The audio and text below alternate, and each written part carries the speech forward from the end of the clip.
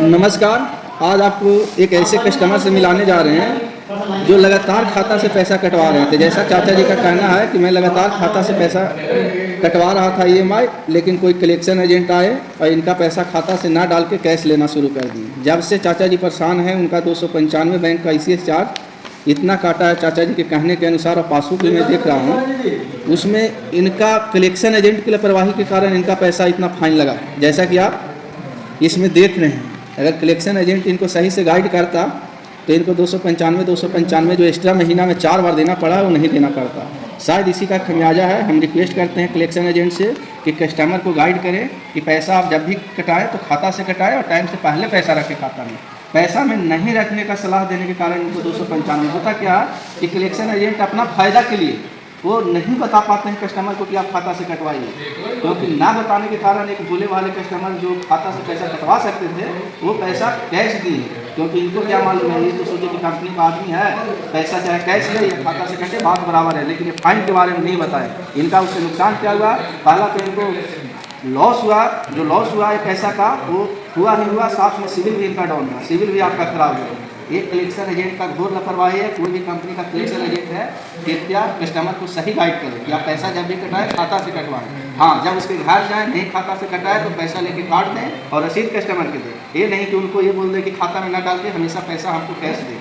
इसका नतीजा है कि एक भोले वाले कस्टमर का लगातार महीने में 1000-2000 फाइन लगा। इसका खमियाजा कौन भरेगा। आज ये हमारे बीच आए हैं, चाचा जी से बात करते हैं। चाचा जी आप क्या बताते। चाचा जी आपके साथ खाता में पैसा डाले तो कैसे कटता था, फाइन लगता था? जब आप पैसा खाता में नहीं डाले तब लगा। ये सलाह आपको कौन दिया कि खाता में पैसा ना डाल के कैश देना है? वो जो कलेक्शन के है वो कभी नहीं बोले कि मतलब खाता में पैसा रखना है ना, खाता से पैसा ना लेंगे हम। कोई भी है कलेक्शन एजेंट को उससे रिक्वेस्ट है मेरा कि ये बहुत लॉस होता है। कस्टमर मजबूरी में फाइनेंस करवाता है, शौक नहीं होता है किसी को फाइनेंस करवाना, लेकिन करवाता है। उसके बाद अगर कस्टमर को सही शोरूम पर बताया जाता है कि खाता से पैसा कटवाना, यही बताया गया था ना गाड़ी के कि खाता से ही पैसा लेकिन कलेक्शन एजेंट वाले बीच में जब आते हैं, किसी कारणवश इनका अकाउंट में पैसा नहीं रहता है तो कलेक्शन एजेंट का एंट्री होता है और उन लोग गाइड सही से नहीं करते हैं कि पैसा खाता से कटवाना। वो बताए कि कभी कि खाता में डालना है, नहीं बोले कि मोबाइल पर पैसा कि कभी बताएंगे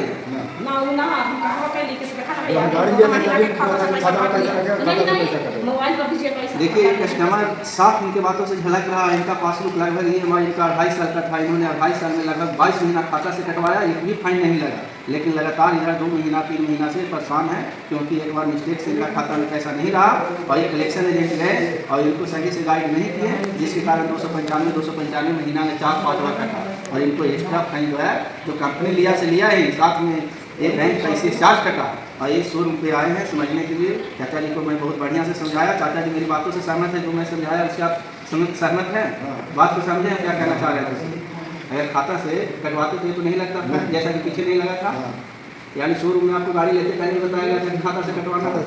तो आप क्या उम्मीद करते हैं कलेक्शन एजेंट से कि आगे से किसी आपके साथ जो घटना घटा है दूसरे के साथ नहीं घटना चाहिए? ये आप कैमरे के सामने बोलिए कि आगे से कोई भी कलेक्शन एजेंट है वो समझाएं कि आप पैसा जो है खाता से ही कटवाएं, नहीं कि कैश दें। ये बात का सहमत है आप? सहमत है इस बात को। ठीक है, चलिए आपका बात से बहुत अच्छा लगा। कम से कम आपके वीडियो के सहारे आसपास के क्षेत्र के जो भी है ग्रामीण लोग जो मजबूरी में लेते हैं गाड़ी फाइनेंस पे या किसी पे लेते हैं, उनका एक पैसा क्योंकि आपने ऐसा सलाह दिया कि आने वाले टाइम में जो भी वीडियो देखेंगे कम से कम ये गलती नहीं करें।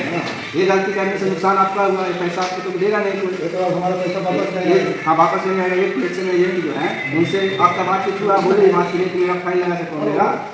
नहीं बोले।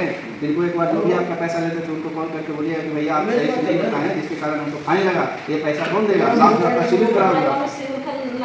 चलिए आपसे बात करके अच्छा लगा। आगे से ध्यान रखिएगा कि आप पैसा खाता से ही कटवाइए, ठीक है? वो भी हाँ, किसी कारण पैसा नहीं रहता है खाता में, किसी कारण ना रहता है तो आपके शोरूम पर सीधा किस्ती कटवा लीजिए कि सर मेरे पास टाइम पर पैसा ना रह पाया इस बार, और फिर दोबारा पुनः खाता से ही कटवा। ये नहीं कि एक बार कह दीजिए दोबारा में कह देना, उसी का कम आ जाए या आपको फाइन लगा।